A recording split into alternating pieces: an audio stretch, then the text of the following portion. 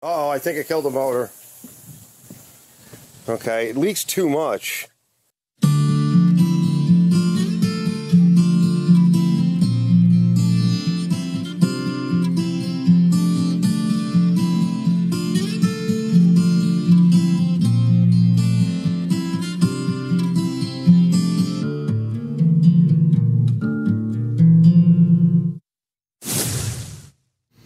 Hey everybody, welcome to Arch's Garage, and today on Arch's Garage is the follow-up to the SuperClean cleaning video that we did. I'm Arch, and this is my beautiful assistant Olivia. Thanks Olivia for coming today. What, is that, did I get your name right? Yes. Are you sure? Yeah. Is that still your name, or have you changed it? I can't legally change it. Not yet, right? You'll have to wait till you're 18. Okay. Well, she said to me the other day that she was going to change her name, so I thought, I didn't say that. You didn't say that? That wasn't. Yes, it did. You said you were going to change your name. Liar. Oh, so he's a liar. It's always something with them. See, this is what I got to deal with, right? Didn't I have to deal with this in the last video, something like that? Anyway, lying. Anyway, so this is a 1988 MTD for Caldor, right? Caldor was a big box store back in the 80s, and I don't know how many of you guys out there might remember it, but it's kind of like Home Depot or something like that. Probably not a great machine, and I can tell you by judging against the parts machine, which is the green machine. Look at that. Yeah, move over a little bit, let the camera see. And then the next step is we're going to get to The SuperClean giveaway. We have a hat right here full of about 8 users' names that have entered the giveaway, I think. Yeah. Yep. Yeah. Everybody has to have mailed in, and at some point, we are going to introduce the winner, right? It will be randomly chosen out of this hat. Yeah. And here is Mr. Apollo. Yeah, and Apollo's here too. So that person will actually have to, if they hear their name called, right, they're actually going to have to send me an email with their address and everything. It can't be a P.O. box, and you have to be living within, North America, the United States, right? So otherwise, SuperClean can't send you the product. So when you hear your name, you can email me with your email address and your full address, right? Ship to address and your full name.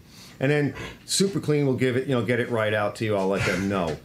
So for right now, that brings us actually back to the SuperClean part of the video and working on this thing. So stay tuned for that, and we'll be back in a little bit. I can't remember whether this was diesel or Caro. It smells more like home heating fuel. I don't know. Let's just put it in, right? It needs a little bit of oil, not much. So let's just pour it in. See the color of it? Looks more like home heating fuel, but that's fine too. Let's let it set for a little bit, and then I'll check the dipstick. And I want to jack up the front. I'm just cleaning up a couple of bulbs. I don't think they're burned out. I think just the sockets are dirty. So I sprayed a little bit of my acid on it. I put a little bit of acid up into there. We'll wipe it real quick with Scotch-Brite. Put a little bit of grease on it. You can use chain wax, whatever, and put it back in, and we'll test it later. Oh, I think I killed the motor. Okay, it leaks too much. I started hearing some crazy noises, and it started to stop, right? Like I heard a scream, and she's been smoking a lot, and a lot of that stuff that I put in there just poured right out. So I think it's leaking. Yeah, it's pouring right out. But it cuts really well. I just was able to finish this section of yard here, just this section here, just barely. It's not seized yet, but it's too hot, right? Now you could probably deal with an oil leak, but my guess would be you wouldn't really want to do that, right? Because if you look how much it's leaking, yeah, you can't use that. I think I know where the leak is coming from. Because I thinned out the oil so much, I was running it early, and I just didn't want to show you. I don't know why. I don't know why. I'm selfish. It was leaking from the valve cover. It was coming out of here and coming down. So, and I also see, look, there's like a gasket tear or something right here. So, I'm thinking that we have a gasket here that's bad, Why it was coming here and down, I don't know, but there's a gasket rupture, and you can see that gasket is not right. We can't use it like this. So we could take a look at the valve cover and see, but it's definitely pouring from that area. And since I just grabbed a piece of the gasket, I'd say that's probably what it is. Now we could take it apart, take it off, take it apart, and you don't need a paper gasket. You can actually put RTV in there, put it all back together again. But at that point, we might as well just go over the engine. But you don't have to. So let me see what I want to do. I think I might, you know, this is an end-of-day report, so I think what I might do is just spray it with clear tomorrow and attack a few of the other areas. I just scotch-brighted it and hit it with acid, so it's a perfect time to, now that, you know, it has a little bit of oil on it, but it's a perfect time to just blast some clear on it. So it stays like this, and then the machine, I put this on too, then the machine is basically, for all intents and purposes, stabilized, right? There's a couple other little things I need to do to it. So I'm thinking about doing that. I don't know, we'll see. The next morning. All right, I was just fooling around. So these are bushed. It's just a standard bushing. And these are not factory tires. There's something else. And they're pretty beat. But they hold air, turf track. And they're a little small. So this is the one, these are the tires from the other machine. And they actually have bearings in them. Right? They actually have real sealed bearings. Which, you know, we can relube those and replace them. This one of these tires is, the bead broke. I broke the bead on it. So we got to put the bead back. We're going to want to put some stop leak in here. So I'm going to work on that. There's a little bit of debris and anode rust. I take the seals out. Okay, very carefully. They'll press right back down again. But I'm holding it with one hand. But I have a green stick, or you could use a small thin screwdriver. And I just pick it out. And I'm going to go put some grease in here. I need two hands for that because I'm going to use the stuff in the grease gun. A little water got in, but it's not bad. So if we put some grease in there now, it's not going to be an issue. Now this is just for greasing the shaft, but we're going to grease the shaft well before I put it on. And then next time or later or whenever, we'll pump some more in here. Alright, so I've been fighting with this one to get it to seal. And I think I poked it with the tractor forks and damaged it a little bit, but it was having problems anyway. So I got it to seal, but it's leaking from around the bead. So, and this one leaks slowly, but it's okay. And I cut that nerbiole off the top, wherever it is now. So I cut it flush. So it's been plugged. So I want to put these two products in. Now, the first product I think is all we need. And I'll show it to you. Now you know, I really should be sponsored by these people because I love this product. It's better than slime. It really is. It's basically the same thing. Slime's got a great name and it's got a cool color, right? But it's not the only game in town. Let's see if we can get this out. Hold on, it's stuck. Why is it like sometimes things just should be so quick, but yet no matter what you do. There we go. Yeah, you got to take the valves out for the fix a flat product. So it's flat out, flat out. Yeah, I'll show you. Shake well. Now I just use random amounts. You don't really need to go. You can go by the scale here, but for these tractor tires, especially if you're just tuning everything up.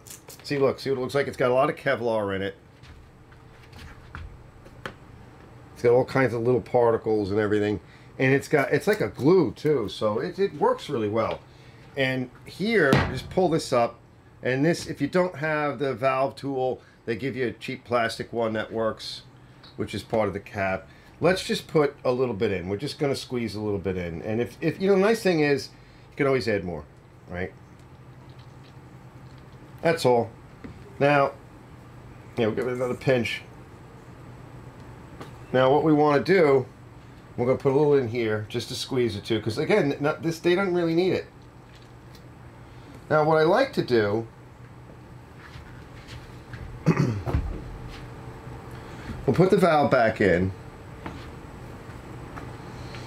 And I want to put a little bit of the Fix-A-Flat stuff because it's thin. This company, flat out, has a product that's thinner. They actually have some nice demos if you built with Kevlar. So go to their website and you'll see more information.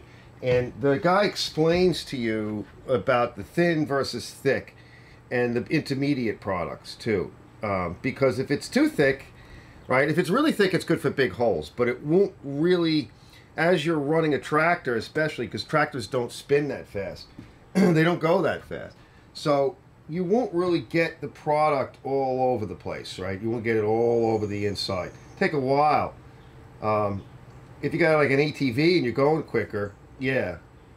The thinner product climbs better. You want to be able to have it climb into the bead area. Right, these are tight. That's the key. If you can get it to climb into the bead area, you're good to go. Now, because this one has a bead issue, and because it's a tire that we can pick up easier, we can do this. So I always start off with trying to just roll the product around a little bit. Just try to get it, you know, around a little bit.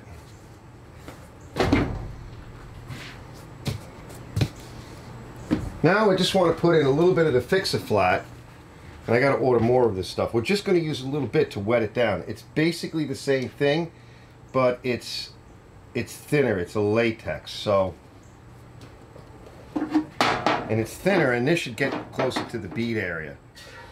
All right, did I forget to shake it? Just a little bit, because these tires are small. See how it's coming out already? You can hear it. Yeah, I gotta get another can of that. I think I have one in the car. Now this is a problem. This is our problem child. And I also gotta buy another couple of air chucks. I have 2 air chucks and they just scream air out of them here. Okay, so. Yeah, you hear it, see it? All right, it'll stop. Let's get it mixed up good. Now, to help mix it up. All right, let's just move this out of the way. Let's put it on here and spin it. Give it a... All right, so I'm gonna go do that. See, it's flinging a little bit. Look, is it coming out of the air a little bit? Yep. That's okay. Let's fling this one around. We'll put a little air in it, and I'm going to do the same thing to this guy. And I'll probably put some product in the back, too, because I'm pretty sure those leak. 20 minutes later. But anyway, I think it looks pretty cool now with those tires on it. It rides better, right? It's pretty smooth.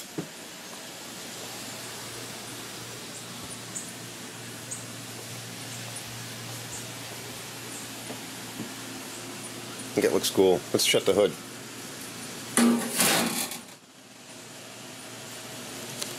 I got the lights working. And tomorrow we'll just put a clear coat over it. And I'll fix up a few other things. And then I'll call it. You know, that's it for now. I'll think about what I want to do with the motor. Alright guys, so all I did was just go around it. Now it was washed outside, but I just went around it with some thinners. I have some old gas, and I use lacquer thinner mixed with a little bit of mineral spirits. That's the best thing, right? Put mineral spirits with a little bit of lacquer thinner. Oh, I just want to get back there real quick. Wipe that. Wipe underneath there real fast, too. So I'll do that. We're going to spray it with this. We're going to spray this with black, and then we're going to clear the whole thing. And then we'll come in here, and we'll do a little bit of lubrication and stuff. And we're going to oil the tires, right? Put everything back together again, and then I think we're going to call it. This will be done until we fix the motor. So let's see what happens. See what it looks like. Use my old paint gun this time, and this is just Sem's World Class. You know, it's a 4-to-1 mix, but I just mix it up as I mix it up. Got the activator, and it's a thin coat. I'm going to just use a very, very thin coat. Probably put a little bit more paint in there. Very thin coat. And then I used up a little bit what I had here. I always keep this in like olive jars or whatever. Any jar that will seal and stay sealed. Because it stays pretty good. It actually has a very long pot life, especially if you've got a lot of thinner in it. So it's good stuff. This is not a great paint gun, but it'll leave some in the bottom, and that little bit that we leave in the bottom will be used for something else. We'll put it back into that jar. I think what was in this jar was probably a couple of months sitting in there. Seriously. Takes a while. So I want to just tidy up a few things. I just threw a little black on that. We'll mist a little clear on it. It's got a mist everywhere in here. And it's still dripping. The motor's still dripping. You know, I stuck a tissue in there. Right? So we'll have to deal with that. All right, we'll be back in a bit. I want to cover up all my cameras and everything because it's just going to absolutely flood this environment with paint mist. Get my mask on, get her done, and just walk out of here for a little bit.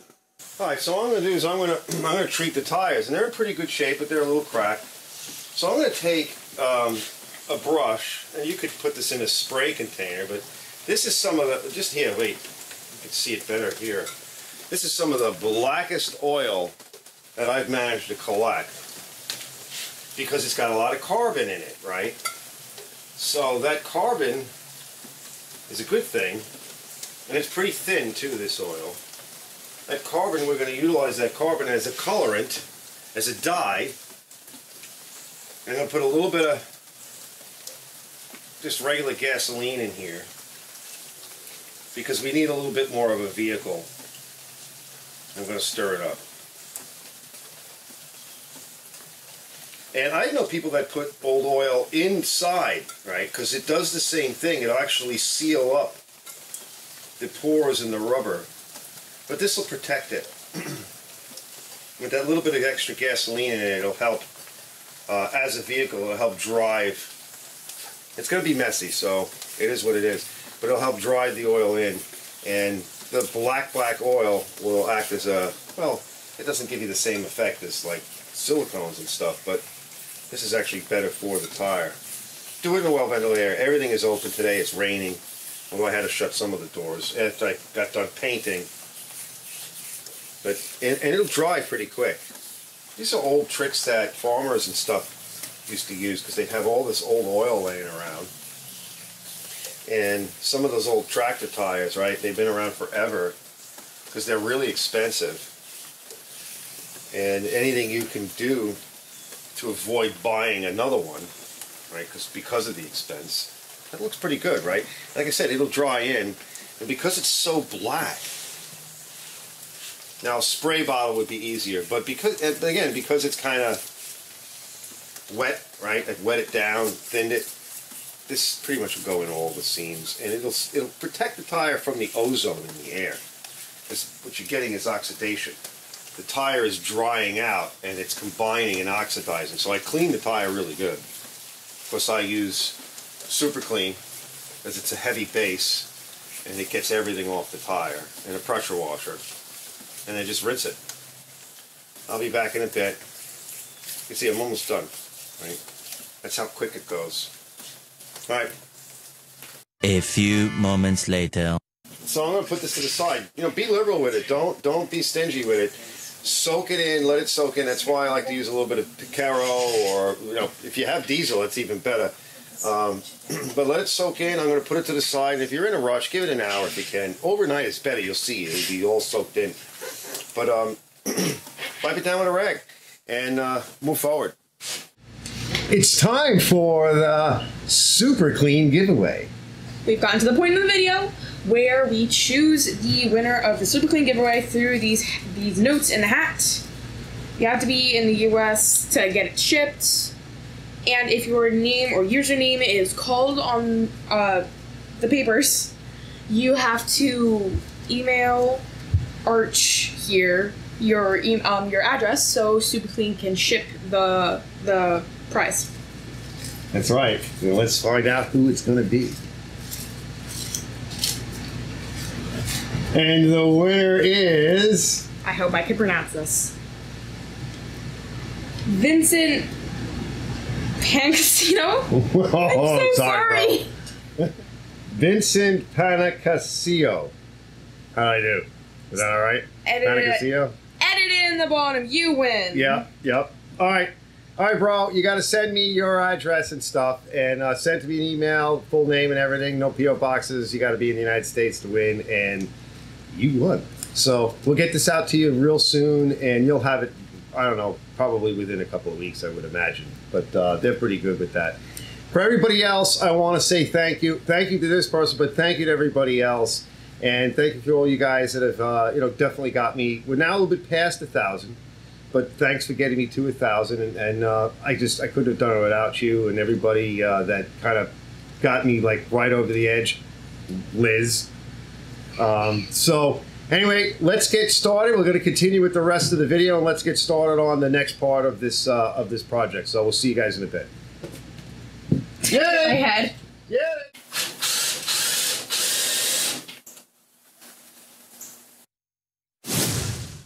All right, I'm just getting ready to close this area up. So I did a lot of lubrication in here. I wound up getting some on the disc, the brake disc, but there's nothing I can do about it. And there was still a lot of junk packed in behind that. So I had to get it out. And then you want this, the disc brake works on two small pistons that on this rotating block here, it's like an eccentric block. It gets shoved in back and forth, and that's part of how it works, crimping down on the disc brake. So you really want those to be lubricated. Now you could take it all apart, but it's just easier. This thing's in nice shape. It's just easier to just blow it out, hit it with, I'm using some chain lube, chain and cable lube, because it'll wax up and sort of dry. And just blow it out, and then we'll wipe it again before, I put the wheel back on, and we'll lube the shaft. I also have to make a little cover for the part of the shaft that's exposed. But just do that, and because it's just low hours. There's a lot of junk in there. I just got done cleaning up. Now let's look at something else. These two tires are different sizes. They're actually the same size tire as written on, on the label of the tire.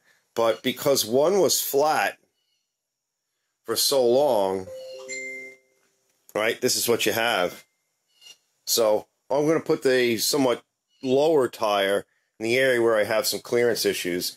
We'll put the taller tire on the other side. Nothing you can do about it. Like I said, it's because this one grew, and this is why these are two-ply tires. So that's why they blow out. They're not particularly good, but they're good for low stuff like this, like low performance, low weight. All right, just trying to give you an idea of what it looks like.